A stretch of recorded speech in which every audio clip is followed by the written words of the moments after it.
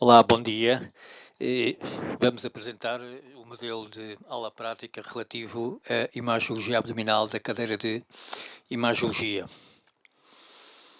Este slide é para referir em termos básicos a avaliação imagilógica, tendo em atenção a localização anatómica das estruturas, e vamos falar sobretudo dos quadrantes superiores abdominais.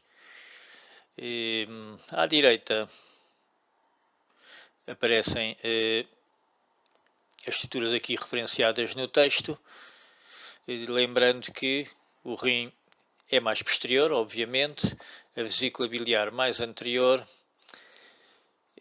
o arco duodenal intermédio e o cólon pode aparecer por vezes, e sobretudo a nível superior, mais interno, e na transição dos quadrantes externos aparece mais externo. No que se refere ao quadrante superior esquerdo, temos aqui as referências apontadas, lembrando que o cólon descendente vai aparecer marginalmente na parte abdominal junto aos músculos laterais. Este é o exemplo do raio-x simples abdominal, que é um exame que tem uma relação custo-benefício razoável e serve de triagem, sobretudo em situações de abdômen agudo, ou em exames de radiologia convencional, em que se vai fazer administração de contraste no organismo para saber se existe alguma contraindicação ou qual é o estado do paciente antes de começar a fazer o exame com contraste. Tem basta sensibilidade e especificidade, conseguimos ver os músculos laterais radiodensos do abdômen, as linhas gordas properitoneais, que temos aqui mais ou menos delineada, o bordo inferior do fígado e do baço podem ser discerníveis. Aqui neste caso vê-se melhor o bordo inferior do fígado. Alguns níveis digestivos hidroaéreos, sobretudo se a radiografia for feita de pé. O psoas, que aparece com uma linha linear, como se fosse um triângulo retângulo imaginário, em que o lado oblíquo seria a linha do psoas, estando aqui à esquerda e à direita. Podemos adivinhar o bordo inferior dos rins. Às vezes, se a bexiga estiver cheia, pode-se ver uma imagem radiodensa na base da pelvis, mas geralmente a bexiga é esvaziada. E são estas as estruturas principais que se vêem no raio-x simples abdominal. Lembrar que se o doente estiver deitado não haverá níveis hidroaéreos, se estiver de pé poderá haver ocorrência dos mesmos níveis hidroaéreos. Temos aqui algumas indicações de estruturas que também são visualizadas. Neste caso a radiografia foi feita deitado, porque diz aqui supine. Alguns conceitos importantes para a avaliação do raio-x simples abdominal, ou o QUB é o acrónimo anglo-saxónico de Kidney, Ureter and Bladder. Portanto, é o exame que se faz antes de fazer algum estudo do aparelho urinário. Avaliar, por isso, a presença de ar intra ou extraluminal do tubo digestivo, ver densidades hídricas normais ou normais, ver as estruturas ósseas do esqueleto e ver outras densidades além do esqueleto, como sejam densidades adiposas ou eventual presença de densidades metálicas projetadas no exame. Lembrando que, mesmo que se virem uma densidade metálica, não terá que estar obrigatoriamente dentro do organismo, porque poderá estar à frente ou atrás, e por isso só se consegue a localização precisa dessa densidade metálica mediante uma avaliação com o segundo raio-x complementar em perfil.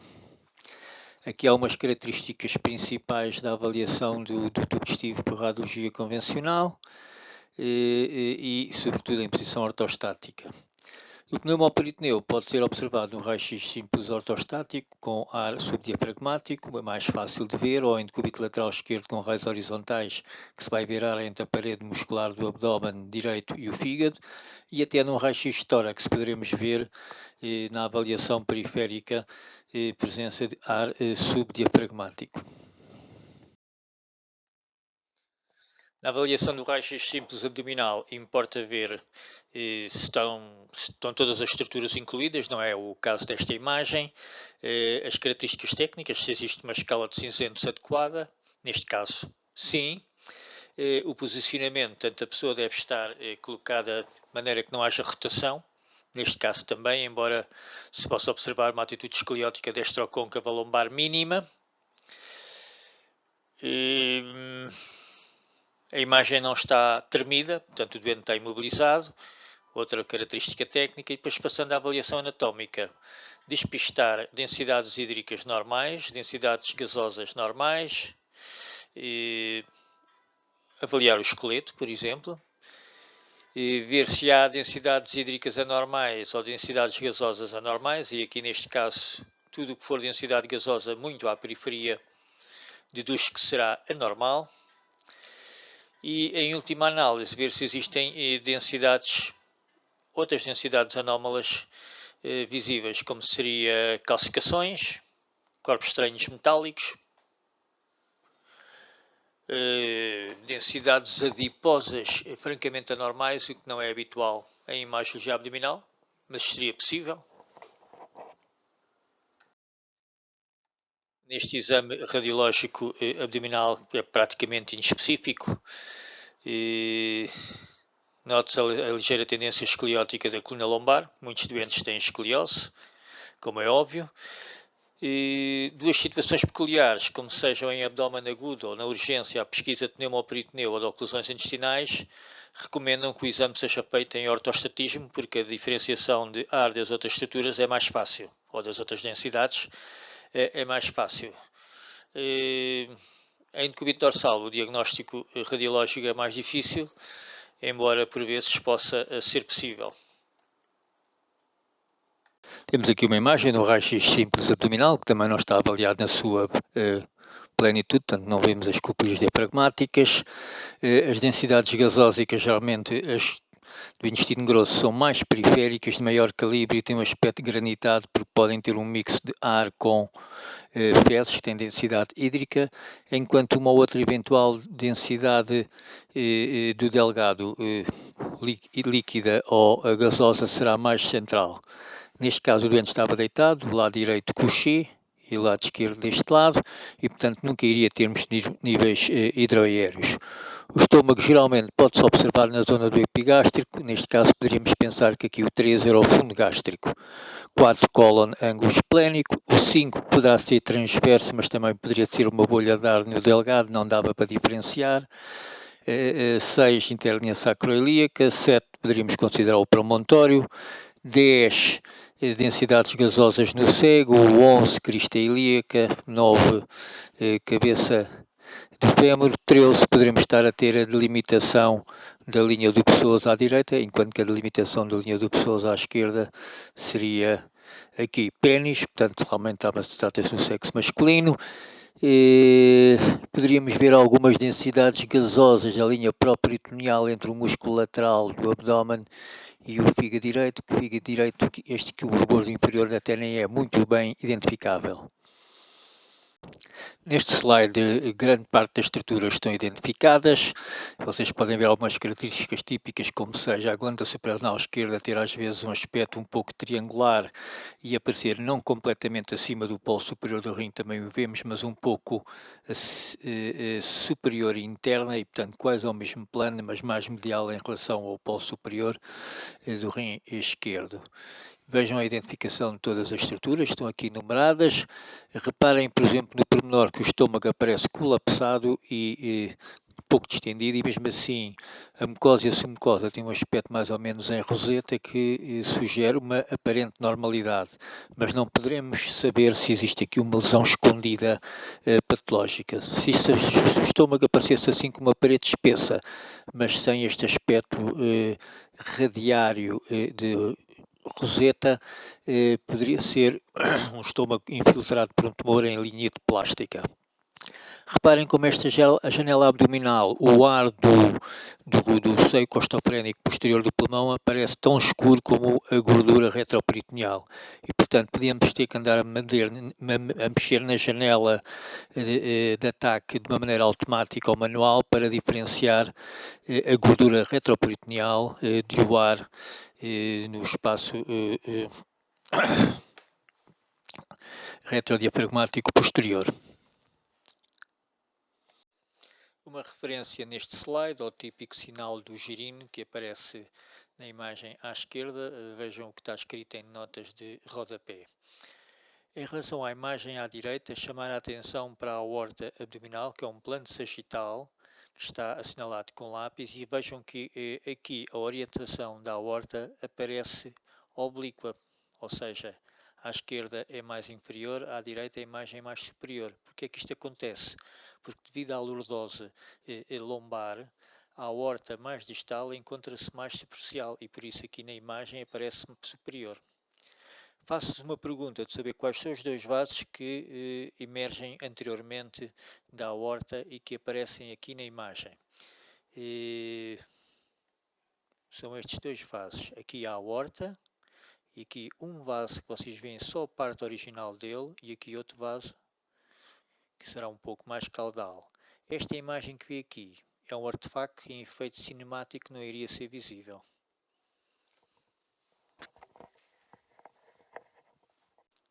Aqui novamente imagens com identificação das estruturas que torna a avaliação bem mais fácil. Reparem que o 7 e o 8 são os vasos mesentéricos superiores, veia e artéria, 7 e 6 respectivamente, a veia maior e a artéria mais pequena. Este exame foi feito em fase portal, portanto o parênquima hepático está homogéneo e o próprio parênquima renal também está razoavelmente homogéneo e já existe alguma opacificação da veia mesentérica superior e da veia cava inferior, que é o número 1. Reparem também como realmente a gordura neste tipo de janela aparece muito escura e quase se confunde com o ar intraluminal, pelo que muitas vezes uma maneira de diferenciar estas duas densidades é aplicar uma janela de parênquima pulmonar no exame abdominal e ver o que é que permanece como ar ficando preto e o que é que passa a densidade adiposa passando a branco ou cinzento muito claro. Reparem aqui em algumas interações anatómicas de estruturas, ou seja, o rim direito ficando atrás do bordo posterior direito do fígado. Neste plano mais superior a veia cava um pouco adiante da aorta, enquanto num plano mais inferior a veia cava quase ao lado da aorta. Novamente, imagens práticas de TAC com identificação de estruturas em duas das imagens e outra não. Reparem a diferença de extensão do estômago. Neste caso, o estômago está completamente estendido, a parede está fina. E, portanto, podemos até adivinhar a presença de alguma lesão parietal que seria mais facilmente visível com o estômago distendido do que, neste caso, com o estômago colapsado. Reparem como há uma diferença de janela parenquimatosa entre esta imagem de baixo e a de cima, porque aqui a gordura aparece com um tom cinzento não muito escuro, enquanto neste caso a gordura peritoneal aparece com uma tonalidade quase preta. Porque a janela, embora em ambos os casos seja uma janela boa para ver parênquimas abdominais, mesmo assim tem valores diferentes, em que, portanto, por exemplo, aqui o nível, a gordura aparece como preto, porque o valor inferior que lhe foi atribuído era mais elevado, ao valor inferior da janela.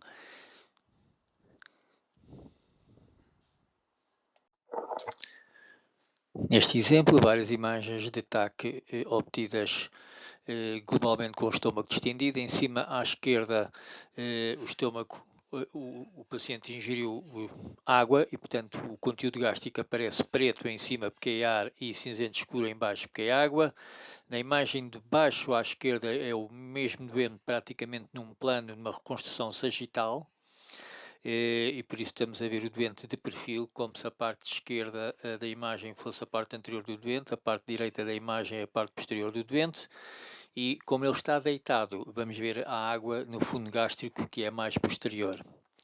Em cima, à direita, é um plano coronal, e em que vemos também o fundo gástrico distendido com uma densidade hídrica, e embaixo, à direita, temos um estômago distendido com contraste positivo, podia ser, portanto, uma solução de bário a 1-2% ou de gastrografina, que também é um material iodado para ingerir oralmente e que se aplica nos exames TAC com uma percentagem de aproximadamente meio a 1%.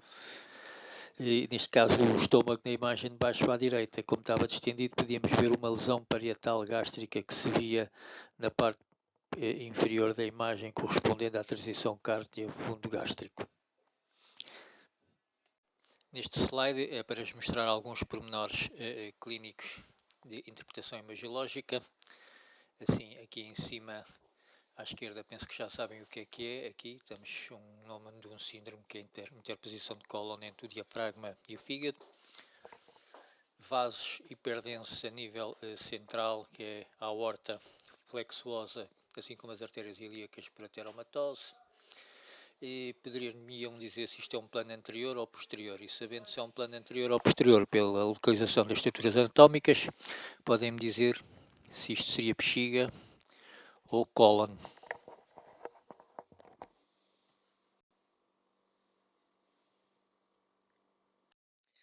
Nesta imagem TAC, chamar a atenção para a localização anterior da vesícula biliar, e para o aspecto das ânsias intestinais. Quando é cólon, quando são cólon, geralmente são mais periféricas, de maior calibre e frequentemente com padrão granitado por mix de fezes e ar.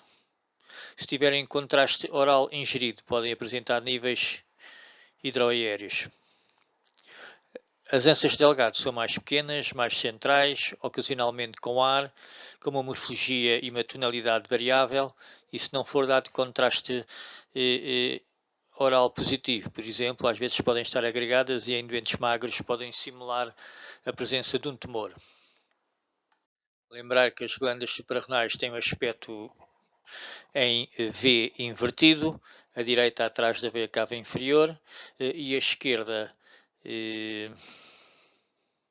atrás do pâncreas e da veia esplénica, e lembrar que a suprarrenal esquerda pode ter uma topografia menos superior e mais suprainterna relativamente ao rim. Eu gostaria agora de tecer mais 2 ou 3 considerações, como sejam nesta imagem. O parênquima renal aparece homogéneo, não há diferenciação corticomedular. O parênquima do fígado e do baço também aparecem semelhantes, portanto tratava-se de uma fase venosa pós-contraste e em que não havia esteatose hepática, certo? Outra consideração que é em relação ao plano de origem da artéria mesentérica superior e da veia mesentérica superior. Neste caso vocês veem a artéria originária da aorta, em que a artéria é o 10 e a aorta é o 8, e depois vem a veia mesentérica superior, que é o 10 asterisco, e que neste preciso momento ainda não chegou ao confluente esplenoportal. Aqui fazer mais 2 ou 3 considerações, como seja novamente numa imagem semelhante à anterior em que vem o parênquima homogéneo nos rins, porque se trata de uma fase venosa, mas ao mesmo tempo também estão a ver contraste a ser excretado nos ureteres, ok, no bacinete. Portanto, também tem fase excretora. Como é que isto acontece? Acontece porque ocorreu uma dupla injeção, ou seja, o doente foi injetado com contraste 5 minutos antes do exame e depois foi injetado com contraste 1 minuto antes de começar o exame. E assim, o primeiro contraste aparece em fase escrotora e o segundo aparece em fase venosa.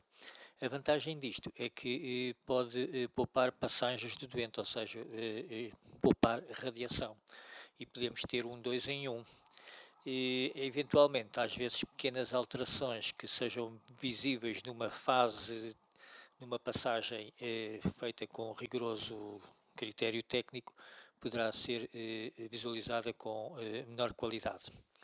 Reparem também aqui no aspecto global das ânsias intestinais, em que, por exemplo, aqui temos ânsias intestinais opacificadas com contraste positivo, enquanto que aqui temos de delgado, enquanto que aqui temos ânsias de delgado, que têm parte ar e parte contraste positivo. E aqui temos uma ânsia de delgado que está semi-colapsada, portanto nem é a primeira situação, nem é a segunda, é outra situação. Portanto, o delgado muitas vezes aparece com um padrão variável.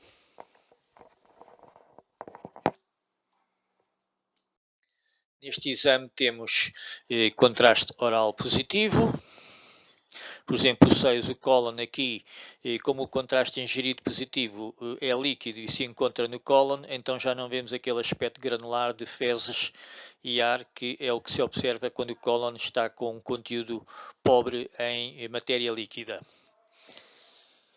Temos também contraste endovenoso, que é o 4, em que se vê o polo inferior do rim, com bordes batidos, porque aqui na espessura do plano que foi feito, existe um efeito misto de parênquima renal e de gordura adjacente, e portanto os bordes ficam mal definidos. Temos também uma face excretora, que são os artérios visualizados no número 3. Outro critério para dizer que é uma face venosa é a densidade 1 e 2, a aorta e VCI, a parecer semelhante. Dois exemplos de imagens em plano axial e coronal de TAC, e novamente para verificarmos a relação espacial de algumas estruturas. Por exemplo, neste caso o 4 e 8, que são rins, geralmente o rim direito é mais baixo que o rim esquerdo, pelo que provavelmente aqui o 8 seria o polo inferior do rim esquerdo e aqui o terço médio do rim direito. Este é um aspecto normal de um cólon distendido com densidade hídrica, portanto não foi injetado um contraste, não foi administrado oralmente um contraste positivo. O parênquima renal está homogéneo, assim como o parênquima hepático, portanto é uma fase portal ou venosa, ou um pouco mais tardia, também podia ser uma fase parenquimatosa, que em vez de ser aos 70 segundos como uma fase portal, podia ser um pouco mais tardia, aos 90 a 100 segundos, que é mais uma fase parenquimatosa renal. Nos planos coronais, podemos ver um plano coronal relativamente anterior, porque estamos a ver parte da vesícula, estamos a ver bem o fígado, neste caso com o fígado direito alongado, não estamos a ver rins, nem pâncreas, nem grandes vasos posteriores, estamos a ver coração e, portanto, era um plano coronal mais anterior. Outros dois exemplos de planos coronais de abdômen e pelvis em TAC com contraste endovenoso. Ambos os planos apresentam-se a uma localização não posterior, porque não vemos nem vértebras, nem aorta, nem veia cava, nem rins. Vemos sim veias do complexo esplenomesoraico à esquerda, porta esquerda 2, ramo intraempático esquerdo e veia mesentérica superior 8. À direita temos a veia porta, que aparece como número 4, provavelmente um plano um pouco mais posterior, pela relação das estruturas que mencionámos, e até porque a nível pélvico estamos a ver o princípio de síntese púbica em baixo, enquanto que à esquerda não víamos estruturas ósseas.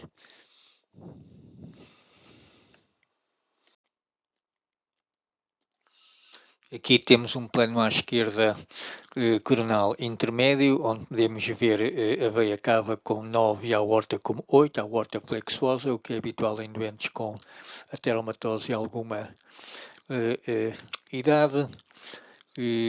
Já vemos algum componente inferior do rim direito, que aparece com 10. Reparem na imagem 6, que é a bexiga, e na imagem de cólon, transição sigmoide retal, que aparece imediatamente acima. À direita, um plano mais posterior, podemos ver a coluna lombar. Não vemos a coluna sagrada porque essa é mais, ainda não apareceu, ainda é mais posterior.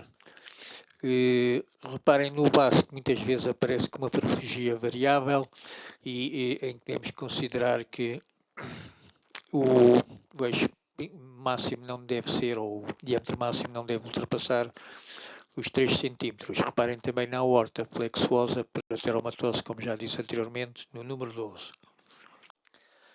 Aqui apresento duas imagens típicas de referência ecográfica abdominal. À esquerda é o plano sagital da veia cava inferior, que aparece nesta imagem. E lembrem-se que a veia cava inferior é um vaso de baixa pressão, pelo que pode apresentar de forma variável, sobretudo com a respiração.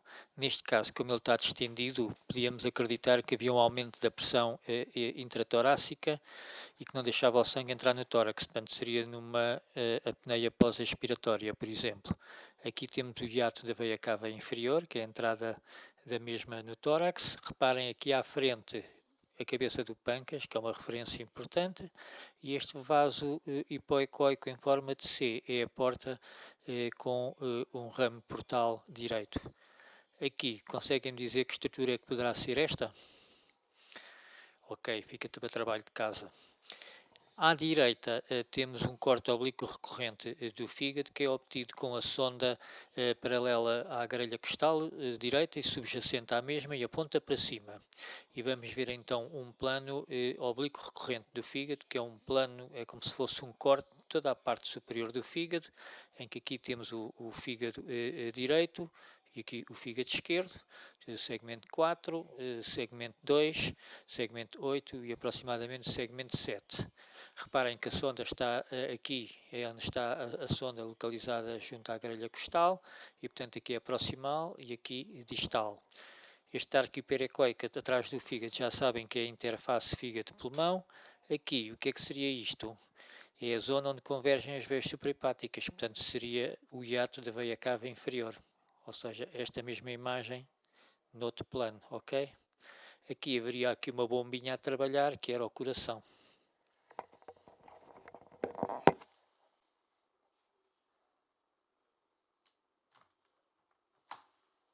Este é um plano sagital do abdômen, portanto sagital à esquerda é superior, à direita é inferior. Temos o IVC, que é a veia cava inferior.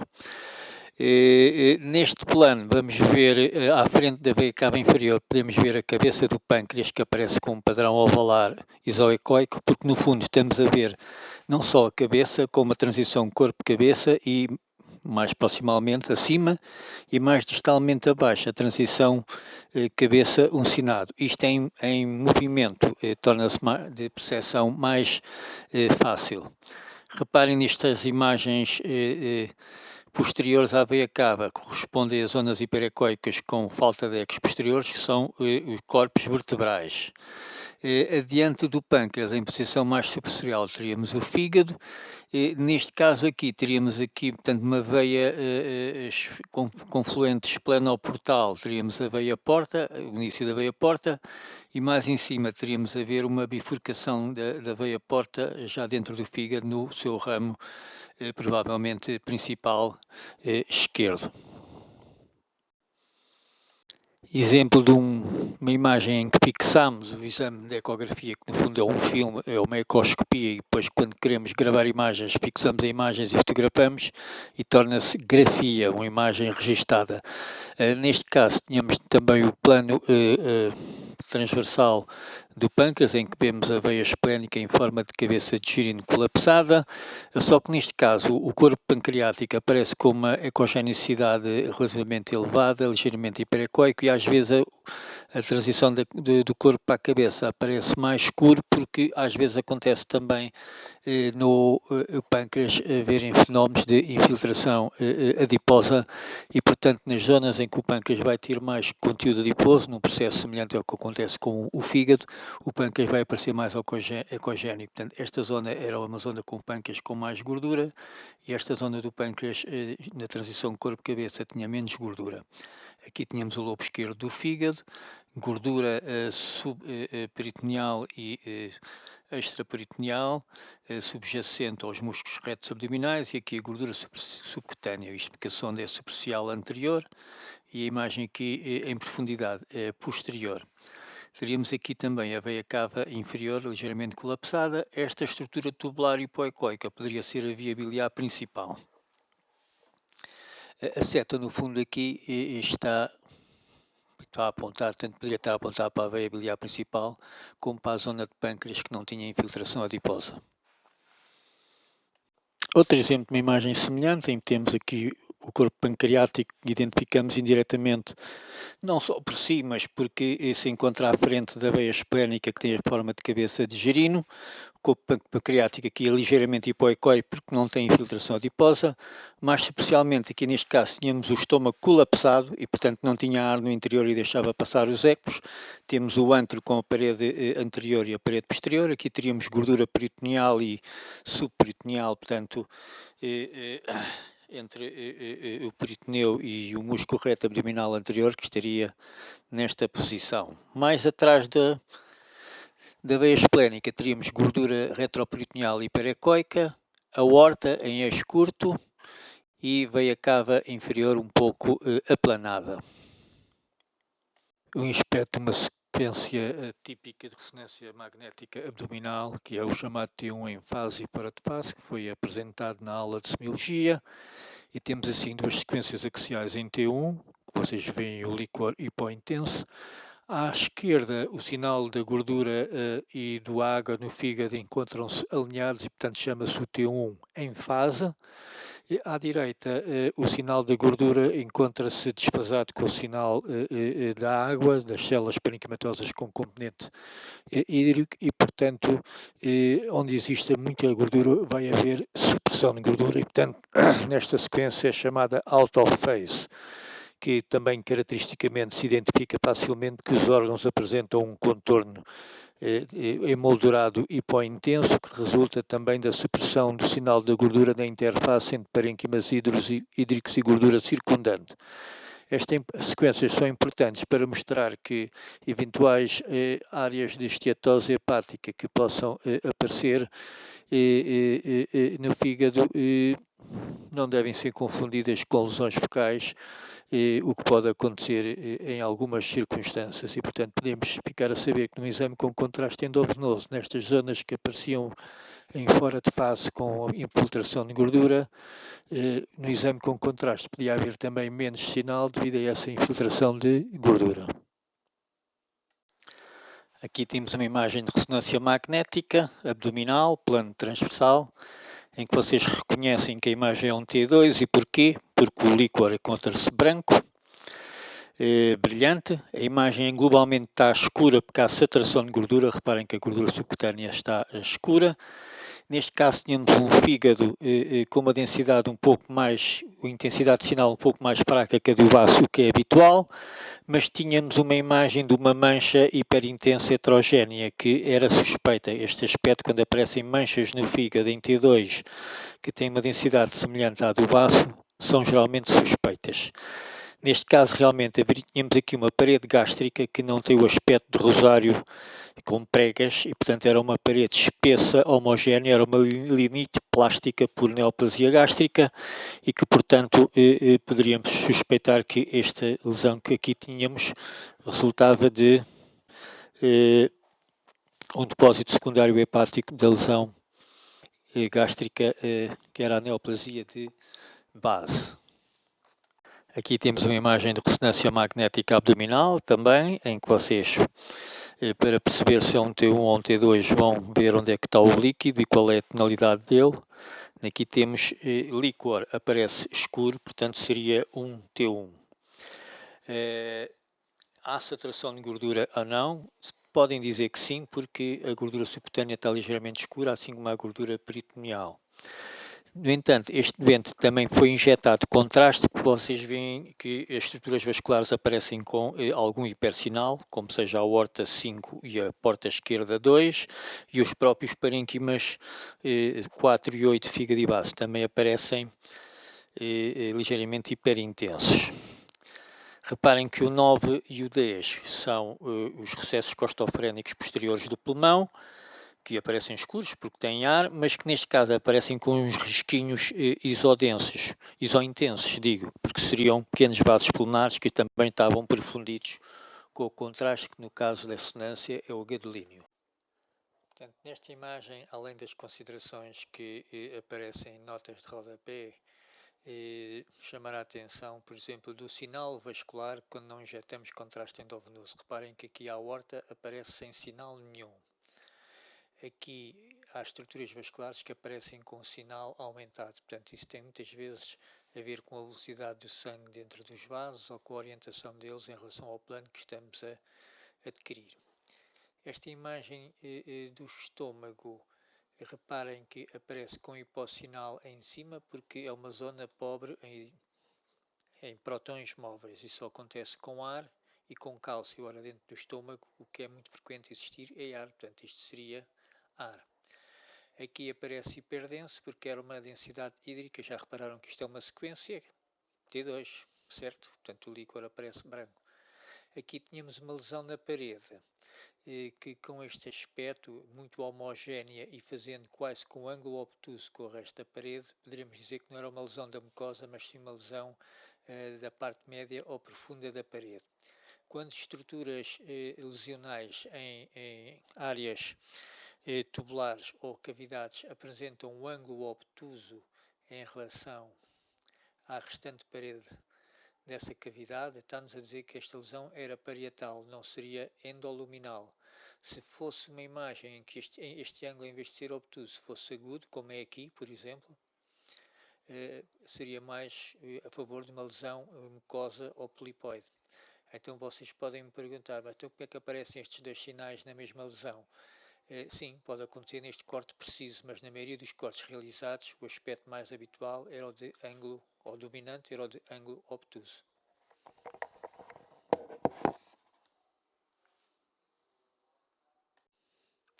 Aqui na imagem à esquerda, o que é que se poderá dizer de relevante?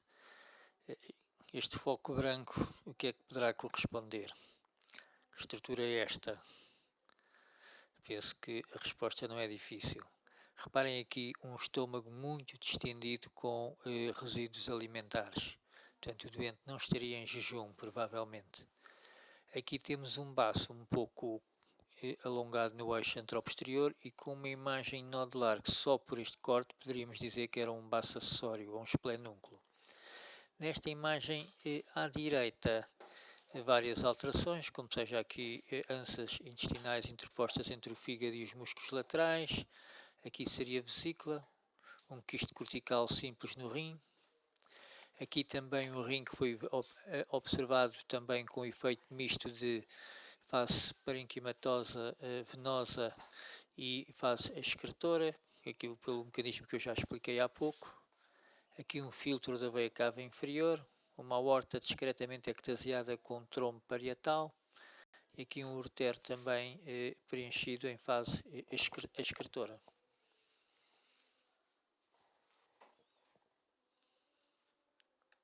E como podem ver nesta imagem, penso que não é difícil saber que fase vascular é que estamos a analisar. Daqui também para chamar a atenção que muitas vezes na fase arterial vemos essencialmente a vascularização das artérias, mas que no caso do abdômen superior, como o tempo de circulação de estruturas venosas em localização superior também é muito rápido, podemos ver já alguma captação de contraste venosa. Lembrar ainda que para a avaliação dos gânglios é muito útil ver não só as imagens axiais, mas sobretudo as reconstruções coronais, em que, como a sua orientação dos gânglios abdominais é sobretudo com maior eixo vertical, se tornam mais fáceis de localizar. E depois, eventualmente, poderão ser analisados estruturalmente mais em detalhe, voltando à imagem axial. No abdômen superior, os gânglios mais fáceis de ver são geralmente os que estão em redor da aorta e da veia cava inferior, porque são maiores, e mesmo aqueles que estão em redor do tronco celíaco. No entanto, outros territórios que poderão ser maior interesse diagnóstico e prognóstico serão gânglios localizados ao longo da pequena curvatura, ou no hilo hepático, ou, por exemplo, em redor da cabeça do pâncreas. Dois exemplos de calcificações abdominais que poderíamos ver. Por exemplo, à esquerda tínhamos já uma alteração de espondilar troço-lombar de grau apreciável. E tínhamos também aqui umas calcificações que poderiam ser cartilagíneas, cartilagens costais, e temos umas calcificações lineares, curvilíneas, que poderíamos considerar dentro do grupo de calcificações curvilíneas de calcificação de estruturas parietais, por exemplo, vasculares. Portanto, neste caso podia ser um aneurisma da aorta abdominal com parede calcificada. Aqui poderíamos considerar também algumas calcificações vasculares ilíacas. À direita, uma imagem observada no quadrante superior abdominal, geralmente em posição adjacente ao bordo inferior do fígado, uma calcificação anular grosseira heterogénea, também com algumas calcificações internas. No fundo, é um aspecto muito típico também de calcificação anular no quadrante superior direito, que pode dizer respeito à parede vesicular calcificada, chamada vesícula em porcelana, que pode ser precursor de carcinoma. Dois exemplos diferentes de ânsias intestinais em duas técnicas diferentes, por exemplo, em TAC com contraste oral ingerido e também contraste endovenoso. As ânsias de Delgado podem apresentar-se com uma apresentação diferente conforme apresentem no preciso momento do exame mais ou menos contraste oral positivo. Aqui a ânsia estava mais colapsada e com o contraste mais denso e por isso aparece mais estreita e mais branca. Aqui as ânsias estão um bocadinho atónicas e com o contraste um pouco mais diluído, daí esta tonalidade mais acinzentada clara. Aqui tínhamos um pouco de cólon com fezes e aqui temos o delgado distal a invaginar-se no cólon e com aspecto típico da ânsia ileal terminal, que tem frequentemente infiltração adiposa com lipomatose e, portanto, tem este aspecto hipodenso do ileão terminal, apresenta protusão no cego, no cólon ascendente, e às vezes até em colonografia virtual isto parece que tem um aspecto nodular, polipoide, pseudotumoral. À esquerda temos quadro que aparece em doentes idosos a fazer várias medicações com quadro de obstipação crónica e que podem desenvolver uma dilatação de pseudo-obstrução intestinal, dilatação gasosa sobretudo do cólon, muito difusa, portanto, em que o padrão é sobretudo de ânsias de delgado sem pregas próximas entre si, por isso com características de ânsias cólicas e que pode configurar o síndrome de Ogilvy. Aqui uma situação comum em doentes, sobretudo em pós-operatório imediato, que desenvolvem uma dilatação global difusa de ânsias intestinais por atonia generalizada e em que vamos ver ao mesmo tempo dilatação de ânsias cólicas e de delgado. Temos aqui ânsias delgado com pregas finas e próximas entre si, válvulas coniventes dilatadas. Temos cólon dilatado aqui com um grande resíduo focal. Também temos ar no reto, portanto é um achado que às vezes é importante para diferenciar uma situação de dilatação de ânsias não relacionadas com obstrução intestinal, em que haverá menos tendência à presença haverá mais tendência. Portanto, se não houver obstrução intestinal, haverá ar no reto, enquanto se houver obstrução intestinal, poderá haver menos ar no reto. Neste caso havia ar no reto, portanto também apontava para um quadro de íleos paralítico, dilatação global de ânsias de cólon e delgado e sobretudo em doentes em pós-operatório precoce.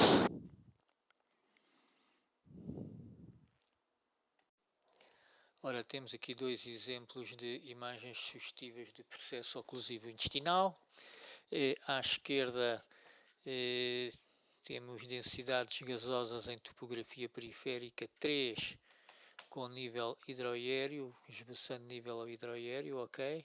E portanto, sendo densidades gasosas volumosas e à periferia, poderemos pensar em ânsias cólicas dilatadas. Num contexto em que globalmente o delgado tinha pouco ar, por isso é que aparece este padrão acinzentado de todo o abdômen. Portanto, aqui poderíamos deduzir que, e sobretudo se houvesse um quadro clínico a condizer, que existiria uma oclusão do cólon. Aqui temos um padrão tipo, e neste caso à esquerda, ainda de referir-se a níveis hidroaéreos, a imagem foi obtida em ortostatismo. Aqui torna-se difícil dizer se a imagem foi obtida de pé ou deitado, mas como não há níveis hidroaéreos, se calhar foi deitado. Reparem que há a distensão de ânsias intestinais globais, sobretudo a nível central, e que há aqui umas ânsias que têm pregas muito finas e juntas entre si, que é em tipo pilha de moedas. Isto é o aspecto típico de uma ânsia de delgado dilatada. Portanto, aqui falaríamos mais em dilatação do delgado. Mesmo o cólon à periferia não tem um aspecto por aí além distintivo.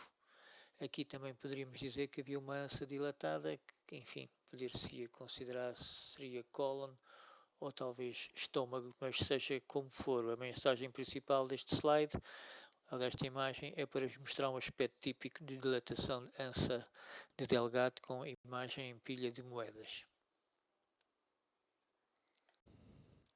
Dois exemplos em que podemos ver quadros de oclusão intestinal. À esquerda tínhamos múltiplas ânsias de Delgado dilatadas, com válvulas coniventes finas e junto entre si, portanto, dando o tal sinal de pilha de moedas, ao mesmo tempo e denotando dilatação do Delgado, ao mesmo tempo que o cólon à periferia apresentava no cólon ascendente calibre normal, e no cólon descendente nem praticamente veríamos o cólon. Portanto, poderíamos pensar numa oclusão mecânica do intestino delgado. Outro sinal que pode ser útil é quando podemos estar em presença de aspectos de resíduos fecais visíveis em ânsias de Delgado, como seria este o caso de uma ânsia Delgado mais central, com aspecto típico de resíduos fecais. Aqui poderíamos pensar ou numa fístula entre cólon e delgado, e portanto passagem de fezes do cólon para o delgado, ou então podemos pensar numa obstrução parcial do delgado, ou eventualmente total, se o delgado estivesse muito dilatado, em que a retenção de conteúdo intestinal durante muito tempo podia levar a uma desidratação do mesmo e uma fecalização do conteúdo de intestino delgado. Neste caso também podemos ver um bocado de líquido ascítico circundando as ânsias intestinais. Neste caso temos 3 exemplos de imagens de ascite aqui em radiologia convencional, em que vemos as ânsias com gás em posição um pouco mais central, vemos o raio-x abdominal globalmente todo ele um bocado acinzentado devido à existência de muita densidade hídrica em todo o abdômen, preenchendo as cavidades peritoneais, e os espaços parietocólicos com preenchimento de água e mais espessos. Em cima à esquerda tem uma imagem de TAC, em que vemos a ascite com densidade hídrica circundando aqui o cólon ascendente, e víamos ao mesmo tempo um baço volumoso e não estávamos a ver fígado à direita, podíamos pensar que se tratava de um quadro de cirrose com hipertensão portal. Embaixo, à esquerda, temos uma imagem de corte sagital em ecografia, em que estamos a ver um fígado ligeiramente volumoso, brilhante e de contornos crenados, podia ser portanto, uma hepatopatia hipertrófica com esteatose, e rodeado por densidade líquida anterior e posterior, que deixava passar os ecos, e portanto seria o sinal da ascite também num doente com patologia hepática crónica. Aqui temos um exemplo de TAC abdominal, em que vemos contraste no aparelho excretor urinário, portanto a nível do bacinete, à esquerda e à direita, portanto é um exame em fase excretora, e que ao mesmo tempo víamos contraste extravasado para fora dos rins e do aparelho excretor, num doente que não tinha ingerido contraste oral positivo. Portanto, tínhamos aqui uma imagem que nos mostrava que existia uma ruptura do aparelho excretor, provavelmente relacionada ou com um cálculo que tenha levado a obstrução urinária sob pressão ou por um traumatismo. Num caso clínico em que um paciente apresente-se com melenas com uma suspeita de hemorragia digestiva baixa, além de endoscopia, a angiografia por TAC pode ser uma técnica importante na urgência, porque pode permitir verificar o extravasamento ativo de contraste. Neste caso, nos exames de aquisição axial e coronal, com estudo contrastado e em fase arterial, temos aqui em plano coronal a aorta com as ilíacas comuns, aqui as ilíacas externas. No plano axial temos a bifurcação da aorta com as artérias ilíacas interna e externa, hiperdensas, portanto, aquisição em fase arterial, tudo o resto muito escuro, e víamos que havia uma mancha de hiperdensidade a nível do cego e cólon ascendente, portanto, que estava a transmitir a noção de que havia uma hemorragia ativa no intestino grosso proximal a nível da área do cólon ascendente e cego. E tendo também atenção que neste caso não foi administrado contraste oral positivo. Daí lembrar a importância da angiotaque no diagnóstico de hemorragia aguda de origem arterial e mesmo também de origem venosa.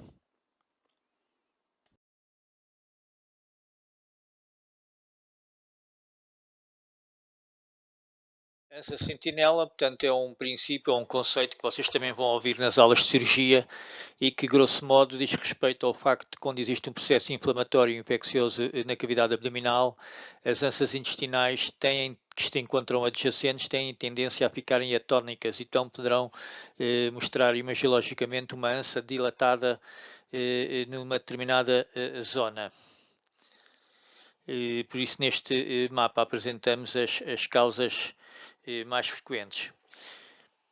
Embora seja um sinal relativamente inespecífico, também se pode pôr como diagnóstico diferencial e se a clínica for nesse sentido, poderíamos considerar uma ânsia dilatada em resultado de uma obstrução intestinal em fase inicial. Aqui temos duas ânsias dilatadas na parte superior do abdômen, que não me parece que seja difícil a sua interpretação. Ok? S, o que é que será S? E C, o que é que será C? Está a dizer que existe a sua presença está a sugerir que existe um processo inflamatório naquela zona. Neste caso seria pancreatite.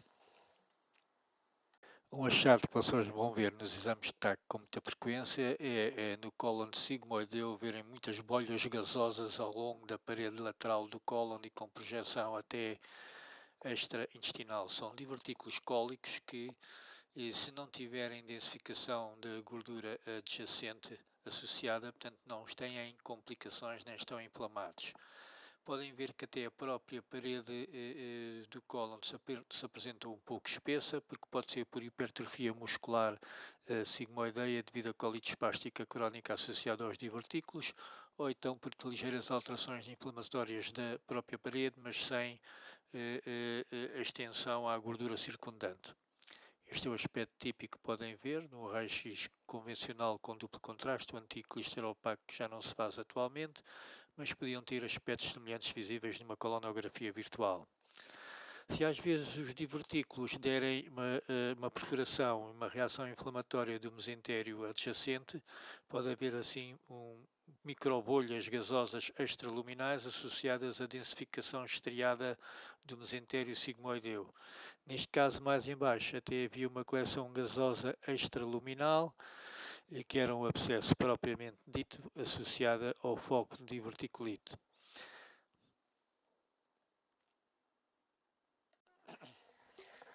Neste slide, só referir na imagem de lado direito, que traça-se uma insuflação global do cólon, em que iríamos depois fazer cortes axiais em decúbito dorsal e decúbito ventral para obter uma colonografia por CT, por TAC. Neste caso ocorreu perfuração do cólon e podem ver aqui um pneumoperitoneal que é preeminente, apesar do doente se encontrar deitado, consegue-se ver subdiafragmático. É só para dizer que isto, em termos práticos, é muito raro. Eu pessoalmente, em mais de 500 casos, nunca tive um pneumoperitoneal.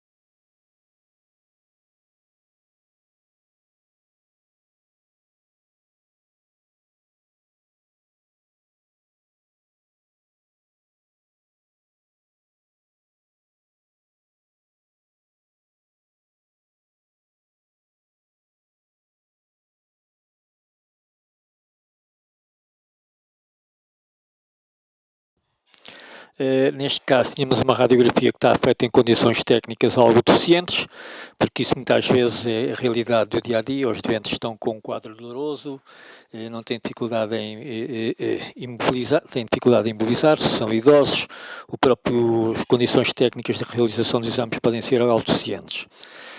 Tínhamos aqui um quadro de uma densidade gasosa subdiafragmática direita muito sugestiva de pneumoperitoneum, num doente com Down agudo. Ao mesmo tempo havia um desvio cardiomediastínico para a esquerda, provavelmente por doente estar rodado. Vocês veem que a coluna aparece um bocado escoliótica e assimétrica, mas que o diagnóstico poderia ser fácil de fazer.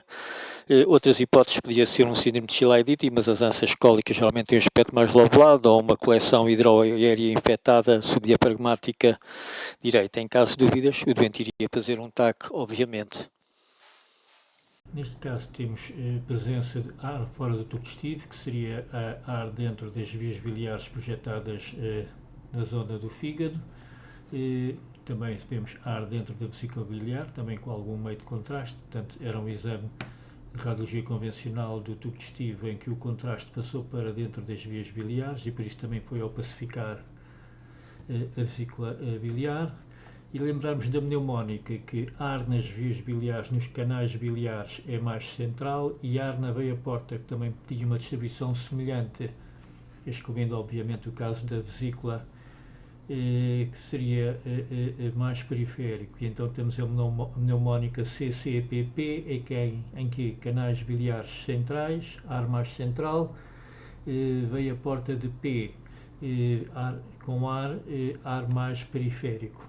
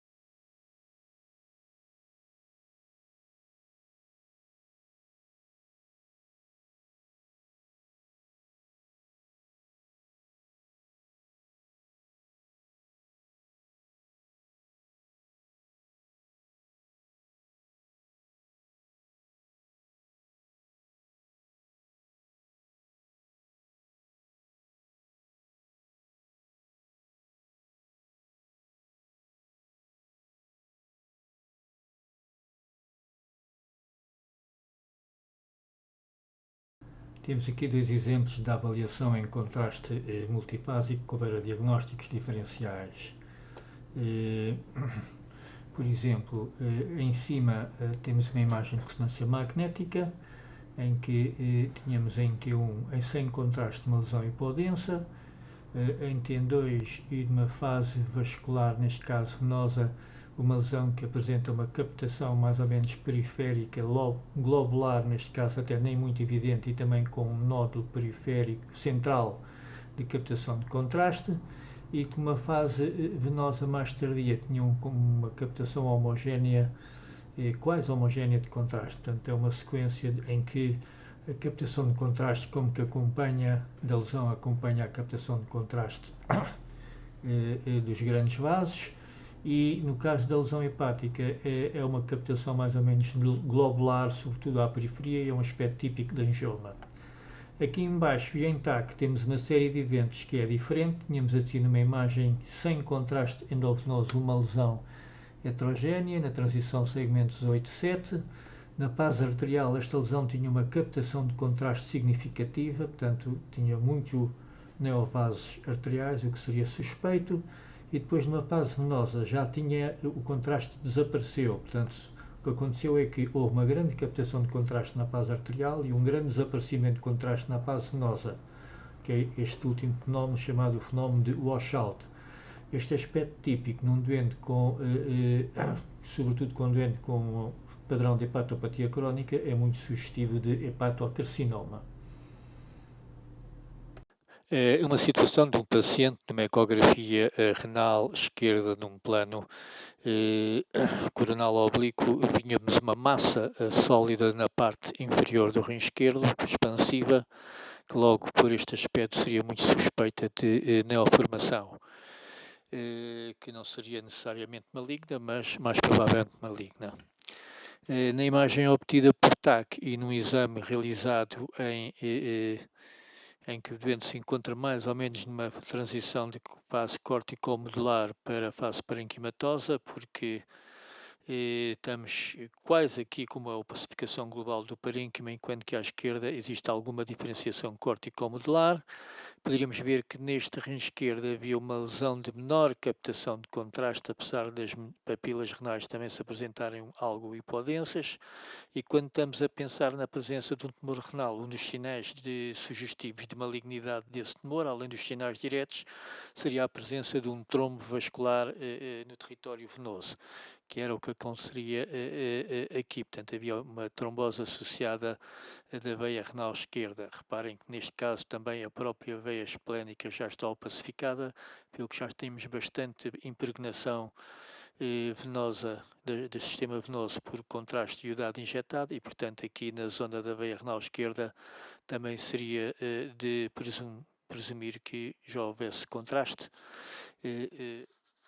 injetado, iodado com tonalidade cinzenta clara, o que não vai acontecer devido à presença do trombo propriamente dito. O uso de meio de contraste em imagiologia considera-se um meio de contraste alguma substância que será administrada para reforçar a intensidade do sinal de uma das escalas de cinzento. Se esse sinal for reforçado por o branco, diz que é um meio de contraste positivo. Se for preto, que é um meio de contraste negativo. Se for um cinzento intermédio, que é um meio de contraste neutro. No caso de meios de contraste utilizados em estudos de raio-x no tubo digestivo, contraste oral ou retal, um deles é o sulfato de bário, que é um meio de contraste não hidrossolúvel, é uma suspensão e usada só no tubo digestivo. Não é absorvível e pode ser administrado por via oral ou retal. Poderá ser utilizado em uma concentração mais baixa ou mais alta, se forem meios de contraste simples, portanto é usado só o sulfato de bário diluído, ou com duplo contraste, quando se faz também associado a, por exemplo, ar, de maneira que obter ao mesmo tempo um meio de contraste branco e outro preto. As concentrações utilizadas, estas que eu referi, foi na radiologia convencional. Na TAC, a concentração do sulfato de bário é de 1,5% aproximadamente. Os riscos que se colocam no caso dos exames de radiologia convencional é a administração oral no caso de estenose cólica, em que poderá agravar a estenose, porque se trata de uma suspensão e vai causar sedimentação dentro do tubo digestivo. Este risco não é tão considerado a nível de uma suspensão de estenose do delgado. No caso mesmo nesta administração do sulfato de bário, em altas concentrações, se houver aspiração, pode condicionar a ocorrência de uma pneumonite química. Mesmo no risco de aspiração, é preferível usar bário em baixas concentrações do que gastrografina, porque a gastrografina é mais irritante e reativa para o aparelho respiratório. No caso de haver uma perfuração do tubo digestivo, também está contraindicado usar o bário na radiologia convencional, porque poderá levar a uma fibrose peritoneal. Reações alérgicas são muito raras e também se deve evitar o uso na radiologia convencional perante uma disfagia significativa ou uma obstrução ou uma obstipação significativa. Os contrastes mais utilizados em estudos radiológicos, TAC e radiologia convencional são os contrastes iodados. São solúveis na água de viscosidade variável e podem ser administrados por várias vias, mas sobretudo intravascular venosa. E podem ter cargas elétricas por serem iónicos ou não iónicos e têm uma osmolaridade variável. A sua viscosidade é variável e geralmente são administrados previamente aquecidos porque se tornam menos viscosos. Existem dois tipos, são os antigos, que eram os de alta osmolaridade, os OPCA, que eram de alta osmolaridade, à volta de 1000 miliosmoles, ou 500 a 2000, como está aqui no slide, e tinham todos uma carga iónica, sobretudo positiva. Agora, os que se usam com mais frequência, ou quase exclusivamente, são os LOCA, de baixa osmolaridade, que podem ser iónicos, mas que são quase sempre não iónicos e têm menos reações ligeiras ou graves comparativamente aos contrastes OCAs antigos. Portanto, são os que se usam atualmente com a tecnologia TAC multicorte e mesmo estes, a osmolaridade é de 300 a 800, porque a designação de baixa osmolaridade é apenas relativamente aos antigos que eram de alta osmolaridade, porque a sua osmolaridade intrínseca é superior à osmolaridade do plasma, que ronda os 300 miliosmoles. O contraste iodado usado por via oral é a gastografina, que quando é utilizada em TAC é uma concentração muito baixa, 2,5%. Ou seja, acaba por ser para 1 litro de água, uma tampa do frasco é suficiente. Se por acaso vocês estiverem no serviço e o doente vai à TAC, à radiologia, fazer um exame com contraste e vos pedem para começar a fazer o contraste oral gastografina no serviço, o que vocês têm que fazer é, se o doente beber cerca de 500 a 1000 mililitros de contraste, de contraste diluído a 2,5%, é juntarem a água, uma tampa, ou 1 litro de água uma tampa, ou meio litro de água metade de uma tampa. Portanto, não se vai dar o contraste concentrado. Os problemas da gastografina pode ser em caso de aspiração, pode causar uma pneumonite química. Porque nos exames de radiologia, sobretudo nos exames de radiologia convencional, em que a osmolaridade do contraste concentrado é muito alta. E por isso, nos exames de radiologia convencional, também se vai fazer uma diluição baixa, embora não tão baixa como na TAC. É uma diluição de, grosso modo, uma parte de gastografina para 2 a 3 partes de água, por exemplo. Podem dar choque hipovolémico em doentes pediátricos se não for diluído ou reação adversas ao contraste. Como tem iodo, pode haver também uma reação adversa mesmo que o iodo tenha sido ingerido, pois existe uma absorção pelo intestino a 1-2%. No caso de haver uma suspeição de perfuração de tubo digestivo, o contraste oral positivo a fazer não é o sulfato de bário, como já disse anteriormente, mas sim a gastrografina. Em concentração muito baixa no caso de TAC, 2,5%, ou em concentrações de 20 a 30%, no caso da radiologia convencional. Podem-se usar em radiologia convencional ou TAC contrastes neutros ou negativos. Um contraste negativo, por exemplo, seria o ar ou o dióxido de carbono, que podem ser utilizados em alguns exames da radiologia convencional, ou, por exemplo, na colonografia virtual. Pode-se usar um contraste negativo, que é o dióxido de carbono. Contrastes neutros são aqueles em que a densidade vai aparecer com um cinzento intermédio e podem ser úteis em exames de TAC, em que vamos tentar ver, após a injeção de contraste endovenoso, o lumen do delgado com cinzento intermédio e a parede do delgado, após a injeção do contraste, vai captar contraste, vai aparecer branca e estuda-se melhor a parede para analisar tumores ou estenoses.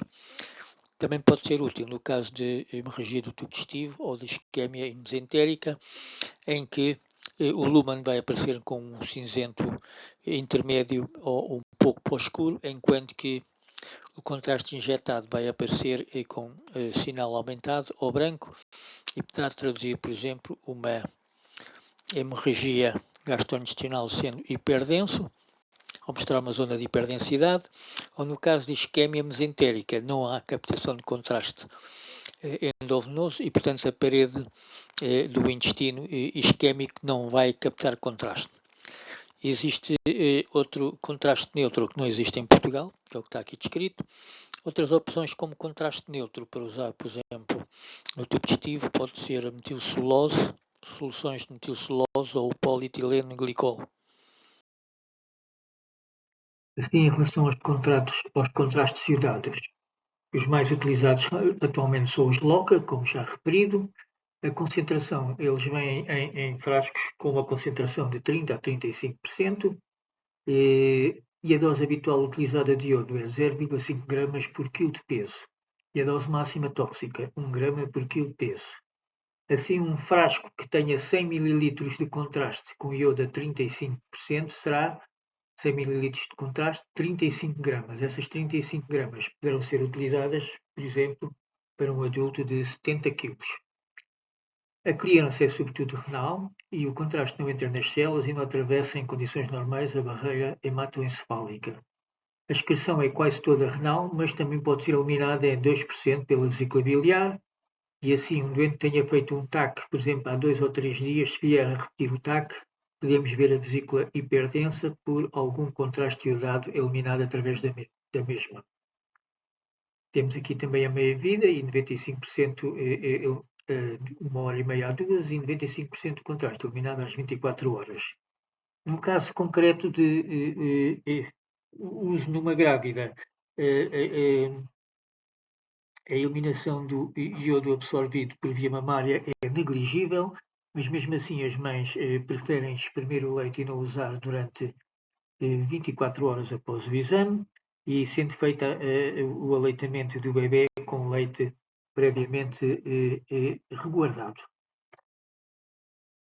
As reações ao meio de contraste podem ser sobretudo de tipo alérgico ou de tipo fisiológico, nestas em que há disrupção da homeostase relacionada com a osmolaridade do contraste, que pode causar, por exemplo, uma sobrecarga de 500 a 1000 mililitros de líquido em circulação. O que para um doente em insuficiência cardíaca pode ser significativo ou pode ser também resultante de quimiotoxicidade das suas cargas iónicas. A maioria das reações são precoces, mas também podem ocorrer reações tardias.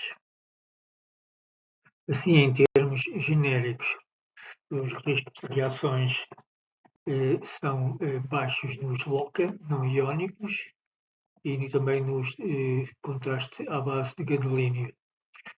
O risco é maior nos OCA, mas estes agora também praticamente não se usam.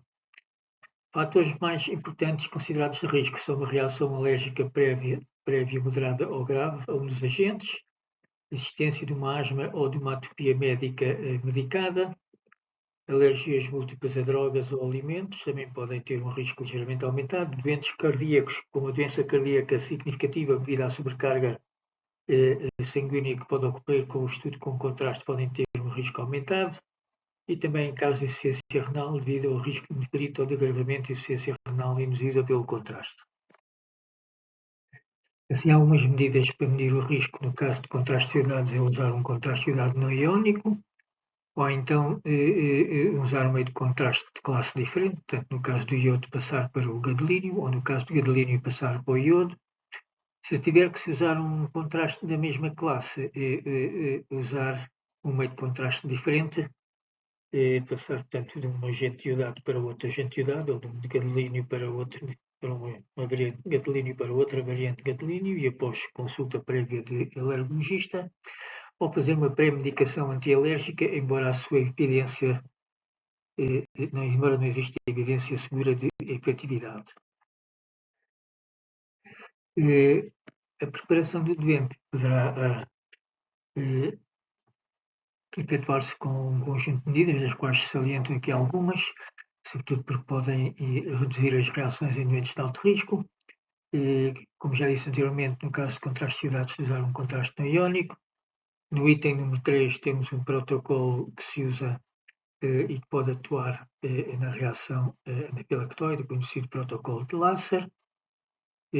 Também poderá associar-se também ao uso de um antihistamínico. No entanto, a pré-medicação também pode ter alguns riscos, como leucocitose, aumento da glicemia, infecção no local de injeção ou também induzir uma reação alérgica. A lesão renal aguda pós-contraste que coloca, é uma lesão que se coloca no caso dos contrastes iodados. Está aqui algumas características da mesma, com um aumento do valor de creatinémia no curto prazo, geralmente é autolimitada, portanto, e é mais frequente com filtração medular abaixo de 30 ml por minuto, e é sempre importante fazer a sua prevenção e lembrar que esta lesão renal poderá ter implicação prognóstica para o doente a curto e médio prazo.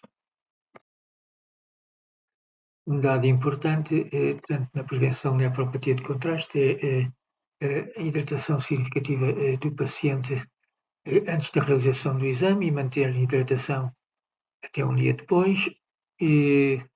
O uso de acetilcisteína não tem eficácia comprovada. No caso de doentes medicados com insuficiência renal e medicados com metformina, esta deve ser interrompida nos 2 primeiros dias após a realização do exame. Dentro das reações tardias, podemos considerar, sobretudo em relação ao contraste iodado, uma menção especial à tirotoxicose, porque o iodo administrado com os contrastes iodados é uma dose muito superior à dose mínima diária e pode acontecer um risco elevado de tirotoxicose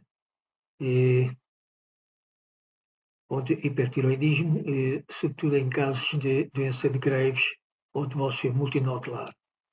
Nestes doentes e em também casos de zonas de carência de iodo, poder-se-á fazer uma prevenção, mas esses procedimentos devem ser acompanhados por um médico endocrinologista. O contraste utilizado em ressonância magnética é o gadolínio, com número ímpar contraste paramagnético, número ímpar de eletrões e que é usado em ressonância magnética, portanto, não é usado em radiologia convencional ou em TAC. Poderá haver uma redução do T1 dos prótons de hidrogênio, aumentando a intensidade de sinal, e usa-se geralmente em sequências T1 com saturação de gordura ou T1 asterisco também com saturação de gordura, incluindo imagens de alta resolução com cortes finos.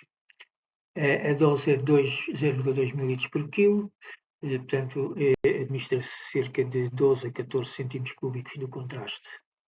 A sua expressão é semelhante à do contraste iodado e o seu índice de segurança também um pouco superior. Uma reação tardia que pode ocorrer com o uso de contrastes à base de gadolínio é a fibrose sistémica nefrogénica. Pode ocorrer em doentes com insuficiência renal significativa e cujos fatores de risco principal são a filtração glomerular inferior a 30 ml por minuto ou em caso de doentes que estejam a efetuar diálise. E neste caso em que o gadolínio seja necessário realizar, e por efeito benéfico para a condição clínica do paciente, os contrastes de gadolínio, da base de gadolínio considerados serão os macrocíclicos não iónicos, gadoturidol, gadobutrol e gadoterato.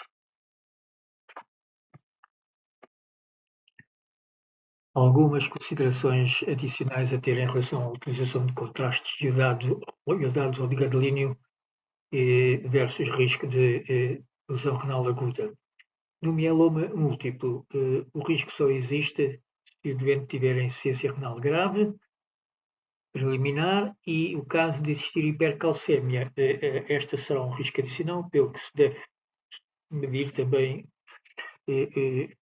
o nível de cálcio no sangue, além do nível de creatinina.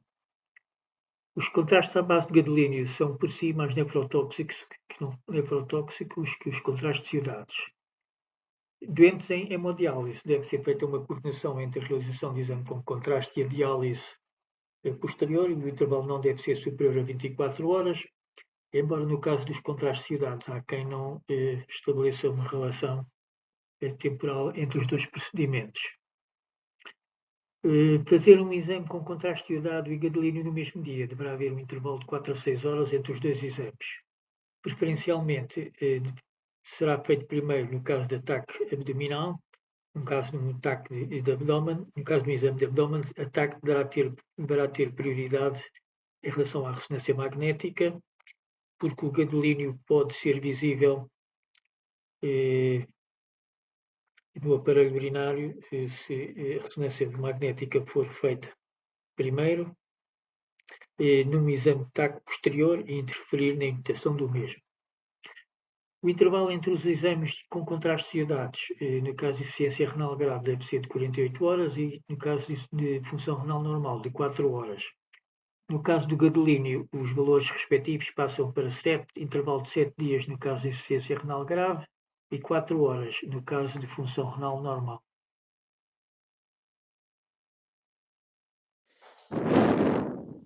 Temos aqui então as fases de aquisição ou de viagem, entre aspas, do contraste endovenoso nos exames com contraste em TAC e mesmo em ressonância. Qual é a diferença entre a TAC e a ressonância?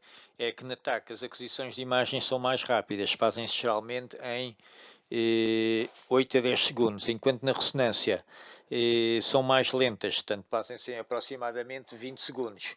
Portanto, em ressonância pode ser mais difícil a aquisição das imagens numa determinada fase específica.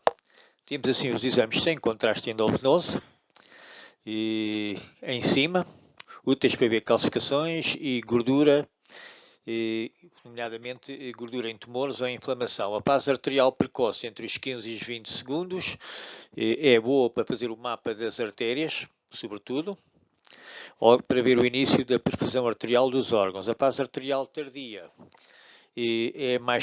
portanto, é aos 35, 40 segundos, ou fase inicial portal, porque já se começa a ver algum contraste na veia porta. É boa para ver vascularização arterial de algumas estruturas, como os hepatocarcinomas, ou, por exemplo, para uma boa perfusão do parênquima renal, sendo que, por exemplo, um tumor pancreático não aparece tão profundido e é mais fácil de ver na fase arterial tardia. Depois a fase hepática, ou fase portal tardia, é aquela em que o fígado está a ser profundido, sobretudo pelo sistema venoso, e é sobretudo útil para ver as metástases hepáticas que se apresentam com pouca perfusão e hipodensas. Temos uma fase nefrogénica útil para ver o parênquima renal, que é aos 100 segundos, 80 a 100 segundos, aos 100 segundos. Poderíamos considerar uma fase intersticial, que também aos 3 minutos, que não está aqui discriminada, e que o contraste já está de saída dos parênquimas e está a começar a aparecer no aparelho excretor renal. Em termos práticos, não é muito útil. Uma fase tardia, portanto, a seguir aos 6 minutos, é quando já temos uma fase excretora com o contraste ao pacificar de um modo positivo o aparelho excretor. Poderíamos também falar no washout. O que é o washout? O washout é o conceito de que quando as estruturas são muito vascularizadas pelas artérias, o contraste chega muito rapidamente e depois sai muito rapidamente. E, portanto, em aquisição de imagens mais tardias, essas lesões já aparecem hipodensas. Portanto, este efeito do washout é típico de lesões malignas, ok? No entanto, esta aquisição tardia pode ser útil em estruturas que apresentam muito tecido fibrótico e, portanto, apresentam um componente de vascularização arterial mais reduzido ou mais lento. E isso é típico, por exemplo, de tecido fibrótico, de parede de abscessos ou de tumores com componente fibrótico, como sejam o colangiocarcinoma. Apresento aqui um esquema Apresento aqui um esquema de como é que o contraste vai progredindo após a injeção nos exames de TAC e também na ressonância, mas agora falamos sobretudo em TAC e das indicações, neste caso sem contraste endovenoso. Depois, na fase inicial, após contraste, fase arterial precoce. Na fase arterial tardia, o contraste começa a impregnar tecidos com rica vascularização arterial ou patologias com rica vascularização arterial e poder-se-á já ver algum início de contraste no eixo espleno-mesoraico, por exemplo. Na fase hepática, também chamada fase portal, existe impregnação sobretudo dos tecidos parenquimatosos, neste caso sobretudo fígado e baço. Um pouco mais tarde, a impregnação do parênquima renal ocorre na fase parenquimatosa.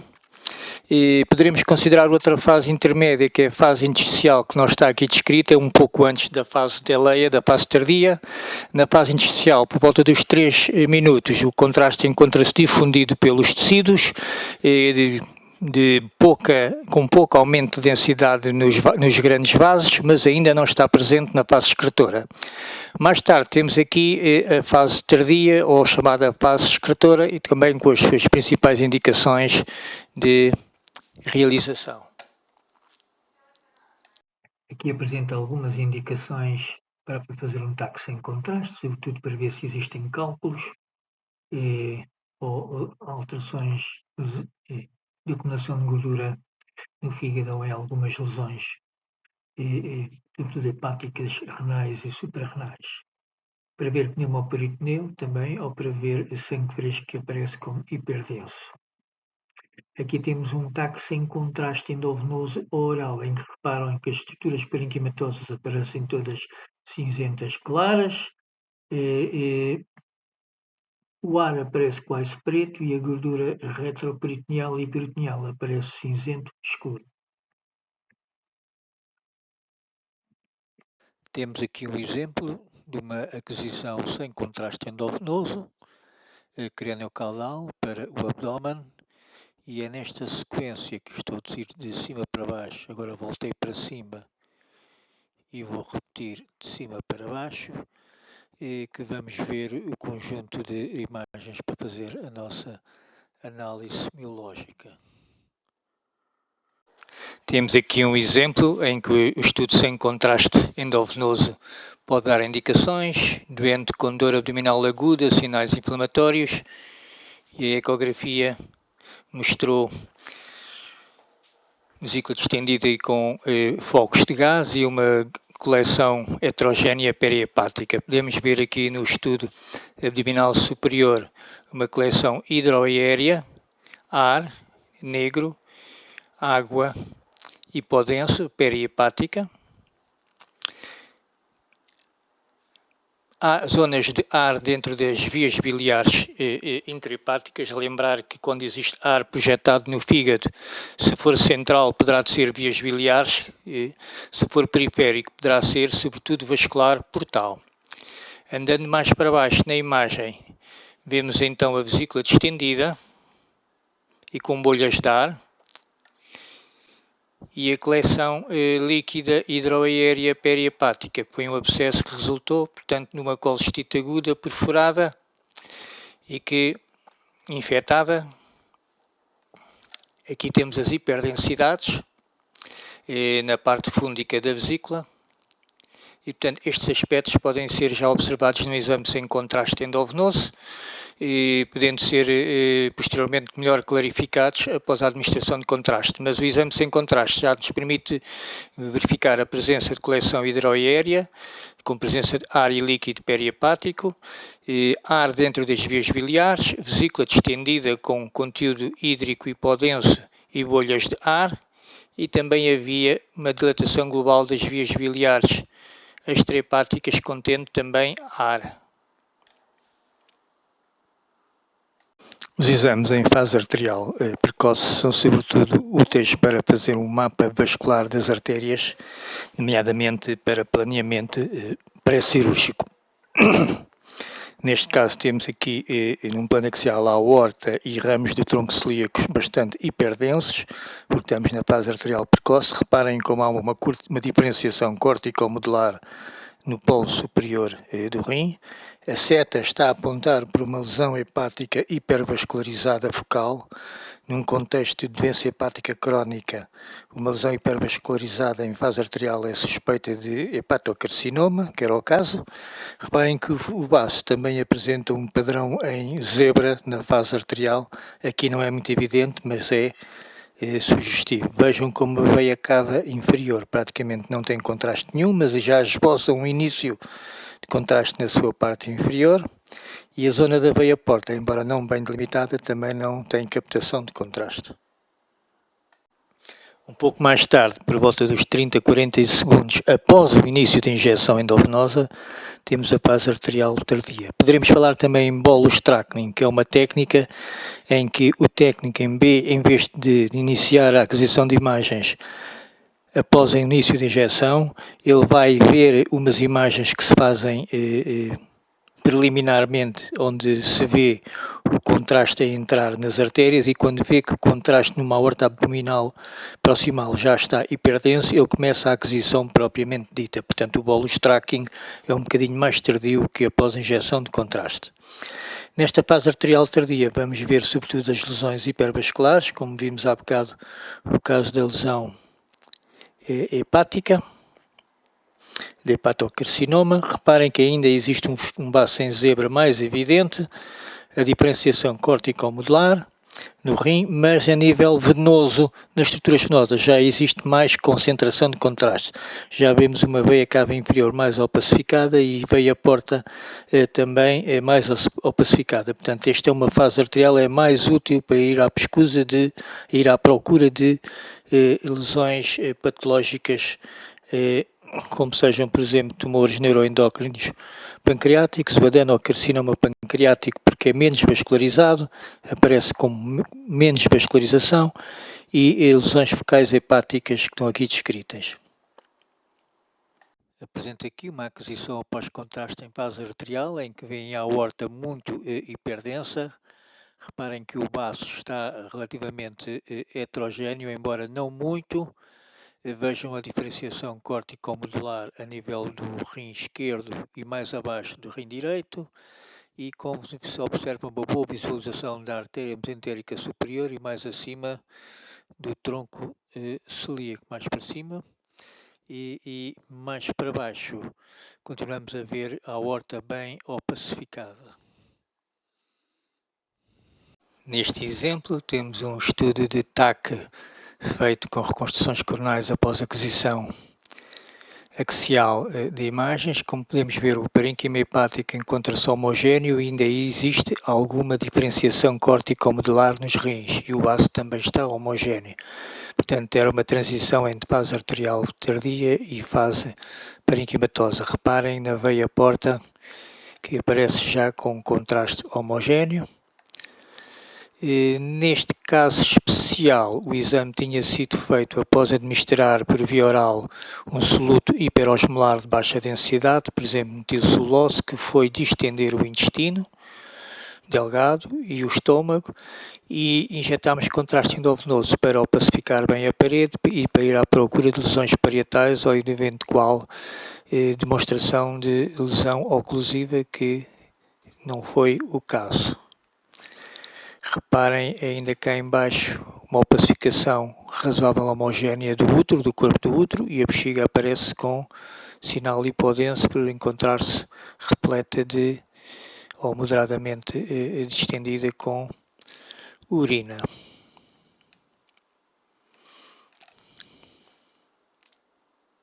A chamada fase parenquimatosa é aquela em que, sobretudo, existe a opacificação dos parênquimas sólidos, nomeadamente do fígado e do baço, que ocorre aos 70 a 80 segundos, e é sobretudo útil para este tipo de situações, nomeadamente para estudo de metástases hepáticas, porque como são, não fazem parte do tecido parenquimatoso hepático não vão estar vascularizadas e estando o parênquima hepático homogeneamente ou pacificado ou preenchido, as metástases hepáticas vão aparecer como lesões hipodensas sem vascularização.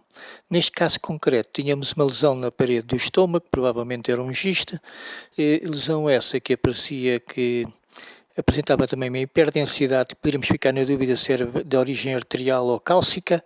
Como é que poderíamos determinar? Pela sua morfologia, portanto ela é muito localizada, portanto parece ser uma calcificação, ou vendo as imagens sem contraste endovenoso, se estava presente ou não. Se não estivesse presente, então poderia ser um foco de vascularização. Se já estava presente antes de injetar o contraste, é porque era uma calcificação. Ou mesmo numa fase tardia, em que o preenchimento arterial já desapareceu e, portanto, o parênquima vai ficar mais homogéneo e, então, se ela persistisse, também seria uma calcificação. Reparem como o baço já parece homogéneo, já perdeu o seu efeito em zebra e o rins, se tivéssemos rins visíveis nestas imagens que não temos, a diferenciação corticomodular estaria ausente ou muito menos definida. Temos aqui o exemplo de uma fase portal em que o contraste já se encontra em razoável perfusão pelos parênquimas sólidos do abdômen. Podemos ver um fígado razoavelmente homogéneo, o baço também é homogéneo, o parênquima renal também já começa a apresentar alguma homogeneidade global. Vejam como o contraste na aorta já não está tão branco e começa a haver já uma opacificação das veias, ou seja, já há um equilíbrio de perfusão entre as artérias e as veias. Portanto, esta é a fase portal, aos 70, 80 segundos, ideal, por exemplo, para avaliar metástases hepáticas hipovascularizadas, que são as mais frequentes, por exemplo, neoplasias do pâncreas, estômago e cólon. Reparem também como as ânsias intestinais podem apresentar padrões diversos. O delgado colapsado pode aparecer homogéneo, e algumas ânsias de delgado podem aparecer ligeiramente distendidas, neste caso não é muito evidente, temos aqui, por exemplo, com algum lumen hipodenso por conteúdo hídrico. As ânsias cólicas aparecem diferentes porque têm fezes com menos componente líquido, mais sólidas, portanto com uma densidade mais pseudossólida e também com ar, que é muito mais abundante no cólon do que no delgado.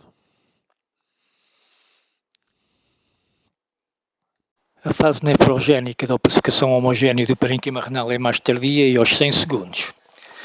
Aqui faço uma à parte que é para referir que tucur e em termos generalistas, quando se fala em fase parenquimatosa, estamos a falar da fase portal, mais ou menos aos 70 segundos, que corresponde à opacificação do parênquima hepático, homogénea também, por ser o órgão mais frequentemente estudado em tomografia computerizada do abdômen.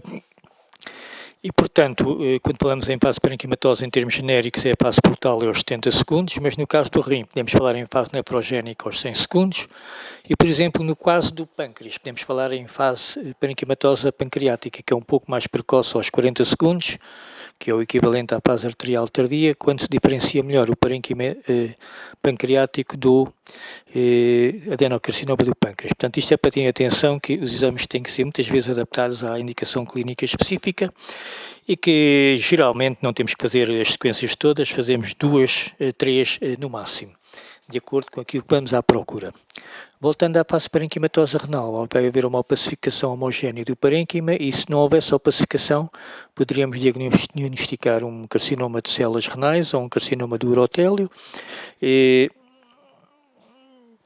eventualmente o aparelho excretor com repercussão no parênquima, que em fase mais precoce de diferenciação corticomodular ou mesmo da fase portal, poderiam ser mais difíceis de avaliar, sobretudo se fossem pequenos, porque se podiam confundir com uma medula renal normal não opacificada.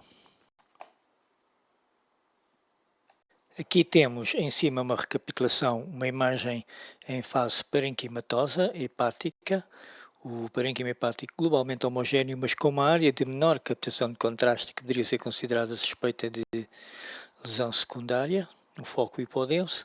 baço homogéneo, a aorta ainda com algum contraste, mas a veia porta também já com contraste semelhante em densidade à aorta, portanto uma face portal. Em baixo, aquisição de imagens mais tardias em que já temos os parênquimas de tecidos sólidos razoavelmente homogéneos e temos contraste hiperdenso no aparelho excretor renal. Portanto, é uma fase excretora que geralmente ocorre aproximadamente após 5 minutos de injeção de contraste e que é útil para delinear os aparelhos excretores, para ver se existem áreas não opacificadas que poderão ser cálculos ou tumores, ou para ver se existe extravasamento de contraste do aparelho excretor posterior e demonstrar uma ruptura do aparelho excretor. Aqui também outro caso semelhante, mas mais em baixo, temos uma opacificação global da bexiga, com os ureteres terminais discriminados com setas. Reparem que neste caso deste exame temos aqui umas imagens brancas no tubo digestivo. Isto foi contraste que está dentro do tubo digestivo, mas não foi injetado. É contraste que foi administrado por via oral. Podia ser, portanto, uma suspensão do bário ou uma gastrografina em baixa concentração. O contraste oral é sobretudo útil para demonstrar perfurações do tubo digestivo, ou quando os doentes são muito magros e não têm tecido adiposo e, portanto, ajudam a localizar as ânsias do tubo digestivo, ou para determinar se existem fístulas do tubo digestivo ou zonas de inflamação intestinal, como seja na doença de Crohn. Pode ser útil também para perceber se o contraste foi administrado, por exemplo, 45 minutos antes do exame, para percebermos onde é que está a coluna de contraste dentro do tubo digestivo e para percebermos se a progressão do contraste no tubo digestivo é normal ou está atrasada e poder ser assim um sinal indireto e empírico de um quadro oclusivo. Um exemplo da utilidade da aquisição de imagens em fase excretora tardia. Tratava-se de um acidente de vítima de viação hemodinamicamente estável, mas com sinais de peritonite. Na TAC realizada em fase portal, podemos ver o fígado homogéneo, com uma pequena lesão superior, que podia ser um foco de contusão ou um angioma. Apresentava líquido peritoneal perihepático e também perisplénico. Portanto, havia líquido no peritoneu, o estômago está um bocado estendido, como vocês podem ver aqui. Distalmente, o pâncreas está benzinho, os rins não têm alterações, assim como o retroperitoneu e ânsias intestinais. E a nível mais distal, algum líquido também hipodenso na raiz do mesentério, entre os folhetos mesentéricos. E em topografia mais inferior, na pelvis, também líquido peritoneal interanças. E a bexiga moderadamente estendida, mas de características inespecíficas. Não se poderia, só para estas imagens, afirmar que existiria uma relação direta entre o aparelho urinário e o líquido peritoneal. Fazendo uma nova aquisição aos 6 minutos, verificamos que o líquido peritoneal a nível superior continua idêntico, à volta do baço e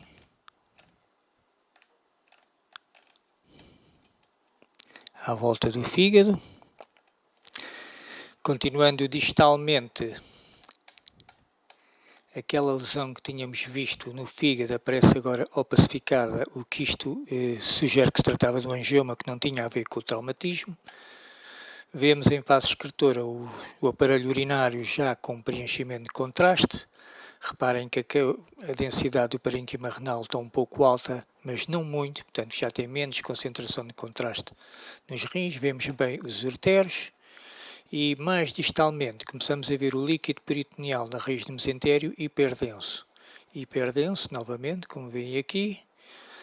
E entre os ânsias intestinais, o líquido peritoneal, que era hipodenso no exame em fase portal, passou a ser hiperdenso e assim demonstramos que o contraste, que o líquido peritoneal tinha origem numa ruptura da bexiga, mesmo ou do aparelho urinário, do urotélio, dos uretérios, mesmo que essa ruptura não fosse diretamente visualizada.